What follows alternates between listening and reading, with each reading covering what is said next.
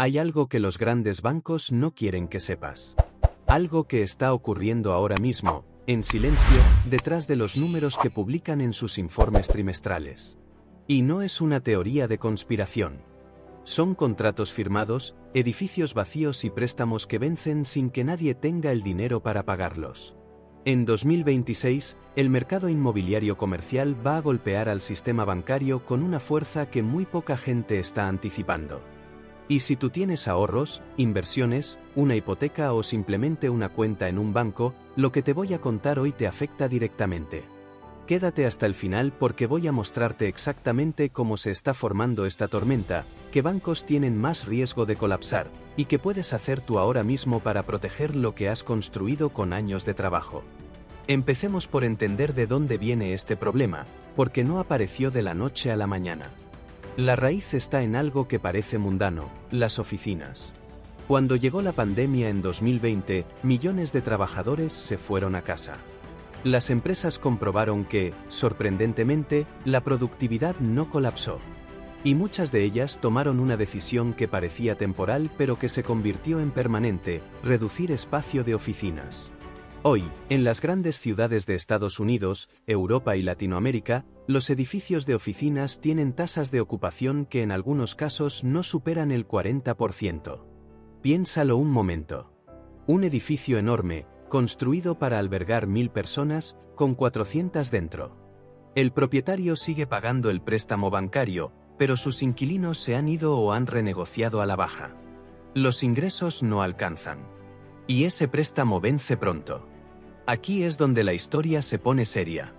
Entre 2024 y 2027 vencen aproximadamente $2 billones en deuda inmobiliaria comercial solo en Estados Unidos. 2 billones. Una cifra tan grande que cuesta imaginarla. Y gran parte de esa deuda fue emitida cuando los tipos de interés estaban cerca de cero. Ahora los tipos están en niveles que no se veían desde hace décadas. Refinanciar ese préstamo hoy significa pagar el doble o el triple de intereses. Para muchos propietarios de edificios comerciales, eso no es viable. Entonces, ¿qué hacen? Algunos negocian con el banco. Otros simplemente entregan las llaves. Y cuando un propietario entrega las llaves, el banco se queda con un activo que vale mucho menos de lo que prestó. Eso es lo que está pasando ahora mismo. Y la pregunta que deberías estar haciéndote es: ¿qué bancos tienen esa deuda en sus balances? Porque ahí está el verdadero peligro. Los grandes bancos, los que todo el mundo conoce, tienen más herramientas para absorber pérdidas. Tienen capital diversificado, acceso a los mercados internacionales y, en caso extremo, el apoyo implícito de los gobiernos. Pero no son ellos los que concentran el mayor riesgo en el inmobiliario comercial. Son los bancos medianos y pequeños. Los bancos regionales. Y eso es exactamente lo que hace esta crisis tan peligrosa y tan diferente a lo que la mayoría espera. En Estados Unidos, los bancos con activos entre $10.000 millones y $250.000 millones tienen una exposición al inmobiliario comercial que en muchos casos representa más del 300% de su capital. Dicho de forma más clara, si los préstamos inmobiliarios de esos bancos se deterioran un 20%, algunos de ellos ya no tienen capital suficiente para operar. Y un banco que no tiene capital suficiente tiene un solo destino posible: el rescate, la intervención o el cierre. Ya lo vimos en 2023. Cuando Silicon Valley Bank quebró, el pánico se extendió en cuestión de horas. Signature Bank cayó días después.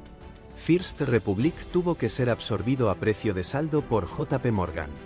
Esos colapsos fueron provocados por pérdidas en bonos del tesoro, no en inmobiliario comercial. Lo que viene en 2026 es diferente. Es más lento, más silencioso, pero potencialmente más profundo. Porque el inmobiliario comercial no se ajusta en un día. Los préstamos se renegocian, se extienden, se posponen. Los bancos practican lo que en el sector se llama coloquialmente extender y fingir: alargar el vencimiento del préstamo para no tener que reconocer la pérdida ahora. Pero ese truco tiene un límite. Y ese límite se está acercando. ¿Cuándo exactamente? Los datos apuntan a que el pico de vencimientos de deuda comercial se concentra entre el segundo semestre de 2025 y todo 2026. Muchos de esos préstamos ya fueron extendidos una vez. No se pueden extender otra vez. El propietario del edificio tiene que refinanciar o vender.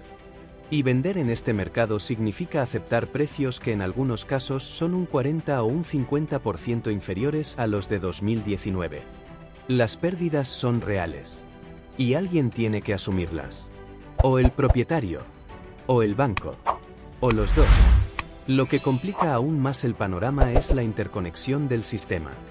Cuando un banco regional empieza a mostrar pérdidas importantes en su cartera inmobiliaria comercial, los depositantes se ponen nerviosos. Retiran dinero. El banco tiene que vender activos para cubrir esas salidas. Y vender activos en un mercado bajo presión significa hacerlo a pérdida.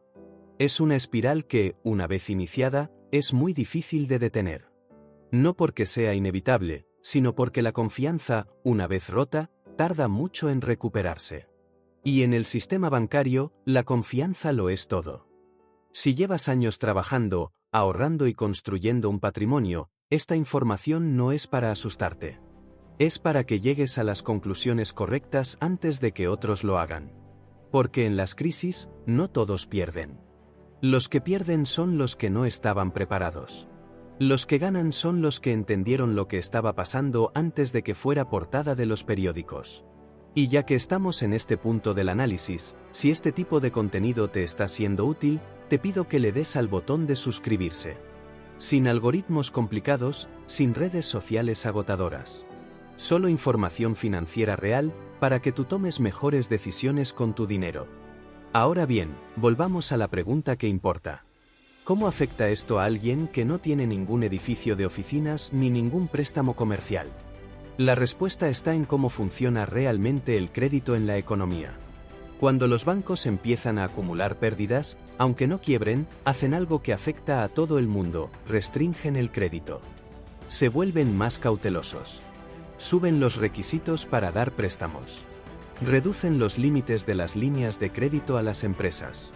Y cuando el crédito se contrae, las empresas no pueden crecer, no pueden contratar, no pueden invertir. La economía se desacelera. Y eso sí lo notas tú. Lo notas cuando tu empresa empieza a hablar de ajustes. Lo notas cuando el banco te dice que tu hipoteca variable sube. Lo notas cuando la empresa donde trabajas no puede renovar su línea de crédito y empieza a recortar. Además, hay un efecto psicológico que no debe subestimarse. En 2023, cuando quebraron esos bancos regionales estadounidenses, los mercados financieros globales se tensaron en cuestión de días. Las bolsas cayeron. Los fondos de pensiones, que invierten en renta variable, sufrieron pérdidas temporales que millones de personas vieron reflejadas en sus extractos. Una crisis bancaria, aunque sea regional, no se queda encerrada en su geografía. Los mercados están conectados. El capital se mueve en segundos. Y el miedo viaja incluso más rápido. Hay otro vector de contagio que muy poca gente menciona: los fondos inmobiliarios. En los últimos años, especialmente en el periodo de tipos bajos, una enorme cantidad de ahorro privado fluyó hacia fondos que invierten en inmobiliario comercial. Fondos de inversión, fondos de pensiones, planes de jubilación. Muchos de esos fondos tienen en cartera edificios de oficinas, centros comerciales y hoteles de negocio que hoy valen mucho menos de lo que pagaron. Cuando esas pérdidas se materialicen, los partícipes de esos fondos, que en muchos casos son ciudadanos de 40 y tantos o 50 y tantos años pensando en la jubilación, van a ver cómo su patrimonio acumulado se reduce de forma significativa. No es un escenario hipotético. Ya está ocurriendo. Algunos fondos inmobiliarios privados han restringido los reembolsos, lo que significa que si tienes participaciones y quieres salir, no puedes. Te quedas atrapado mientras el activo se deprecia. Es uno de los mecanismos más silenciosos y más dañinos de toda esta crisis. Entonces, ¿qué puedes hacer tú? ¿Cuál es la respuesta práctica, real, para alguien que tiene entre 45 y 54 años, que ha trabajado duro, que tiene ahorros y que no quiere que todo eso se evapore por una crisis que él no provocó? Lo primero es revisar dónde tienes tu dinero.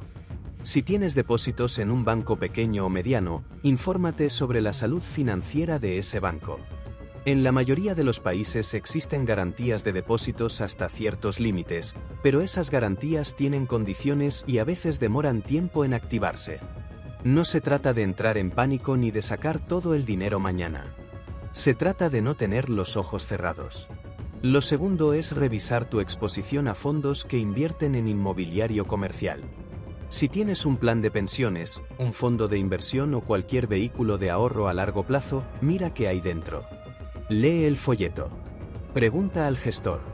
Si hay una alta concentración en oficinas, centros comerciales o inmobiliario comercial genérico, es el momento de evaluar si esa exposición es la adecuada para tu perfil y tu horizonte temporal. Lo tercero es pensar en la diversificación real. No la diversificación de manual que te dice que tengas acciones de distintos países, sino la diversificación que te protege en escenarios de estrés sistémico. Eso puede incluir activos como el oro, que históricamente actúa como refugio en momentos de turbulencia bancaria. Puede incluir letras del tesoro o deuda pública de corto plazo de países con finanzas sólidas. Puede incluir simplemente tener una parte de tu patrimonio en liquidez real, fuera del sistema financiero convencional, para poder actuar con rapidez si la situación lo requiere. Lo cuarto, y quizás lo más importante, es no dejar que el miedo te paralice ni que la euforia te ciegue. Las crisis crean oportunidades. Cuando los precios de los activos caen, los que tienen liquidez pueden comprar barato. Cuando los bancos restringen el crédito, los que tienen capital propio pueden negociar desde una posición de fuerza. Las personas que salieron bien paradas de 2008 no fueron las que corrieron en pánico. Fueron las que entendieron lo que estaba pasando, protegieron lo que tenían y estuvieron listas para actuar cuando el mercado tocó suelo. La crisis inmobiliaria comercial de 2026 no va a ser el fin del mundo. Pero sí puede ser el fin de la tranquilidad financiera de muchas personas que no estaban prestando atención. La diferencia entre tú y ellos es exactamente esto, la información que tienes ahora mismo. El sistema bancario va a sobrevivir. Siempre lo hace. Pero entre el inicio de la crisis y la estabilización, hay un periodo de turbulencia en el que las decisiones que tomes hoy determinan si sales más fuerte o más débil. No des ese periodo por garantizado. No asumas que porque tu banco no ha salido en las noticias está a salvo. No asumas que porque tus ahorros han crecido en los últimos años van a seguir creciendo solos. Actúa desde la información, no desde el pánico. Entiende los mecanismos. Protege lo que has construido. Y sobre todo, sigue aprendiendo. Porque en un mundo donde la economía cambia más rápido que nunca, el conocimiento financiero no es un lujo. Es la mejor inversión que puedes hacer. Si este análisis te ha dado claridad sobre lo que viene y quieres seguir recibiendo este tipo de contenido sin adornos y sin ruido, suscríbete ahora. Cada semana traigo información que te ayuda a tomar mejores decisiones con tu dinero. Y si conoces a alguien que debería escuchar esto, comparte el vídeo. Puede que le estés haciendo el mejor favor del año.